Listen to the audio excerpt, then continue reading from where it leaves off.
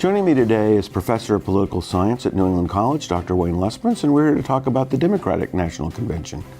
So, Wayne, at the end of the convention, what are going to be the headlines coming out of the convention, just if you were to have to sort of guess? Sure. So we'll have our nominee, Hillary Clinton. We'll have a vice presidential choice.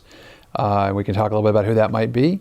We will have, an emphasis on bringing the country together in stark contrast to what they would say is Donald Trump's message.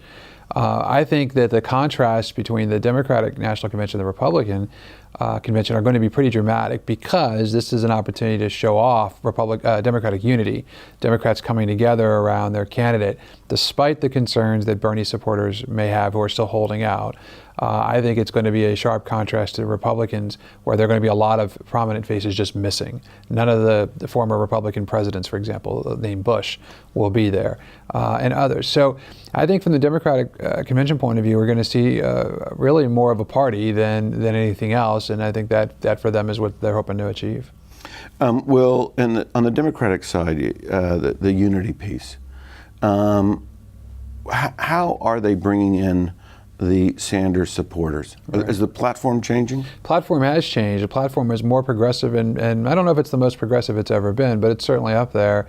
A lot of the key issues, whether it's around the minimum wage increase, whether it's around union support, these are things that Bernie Sanders, and free tuition, these are things that Bernie very much wanted to see added, and they've been added. So Hillary has directed the Democrats on the platform committee to really make sure that those concerns have been addressed, and as a way to bring Bernie in line for support and to bring along his supporters.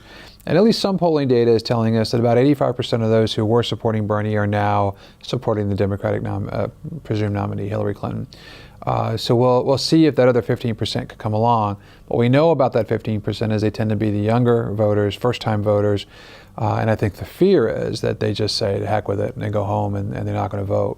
Well, I mean, if you were to look at it from a distance and not know anything, based on just the demographic characteristics, younger voters tend to vote at a lower percent than older voters. Right, but it's also a potential resource, an untapped resource, right? Obama did very well with young voters. They outperformed the norm in terms of turnout. It was part of the Obama coalition at the time, women, African Americans, and young people. So if you can get those folks who don't normally participate to turn out in a significant number, that can be a difference maker. I think Hillary is looking to try to reach out to those folks. The tuition piece is key for them.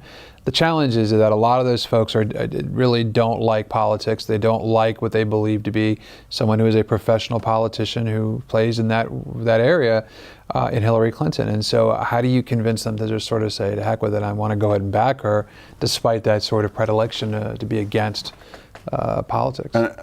My guess is the platform is not going to be the thing that drives their decision. No, platforms rarely do. People, I think that's more about getting Bernie Sanders on board than anything else. It's certainly something that you can point to.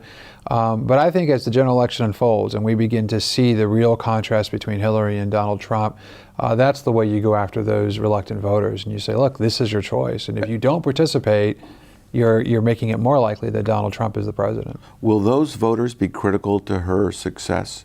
I mean, does she really, it's hard. The polls that I've seen show her not really getting over 50% of the general population. Right. She runs up to this barrier. I also haven't seen polls that show Trump getting over 50% either. Neither one of them. But, so is this going to be an election where either the third parties, the Green, the Libertarians, impact, and whether just, getting a portion of those younger voters turning out might make a difference in certain key states? I think so. And I think, look, if you have a good campaign manager, the campaign manager tells you that you always want to run like you're 20 points behind. You don't want to leave any votes on the table. And so they will go after everybody they can and try to bring them over. And they have to, because this will be a closer race, I think, than a lot of folks think. Okay. So we're really out of time in this segment. But when we return, we are going to talk about sort of bringing the Bernie Sanders people back in. So please stay with us.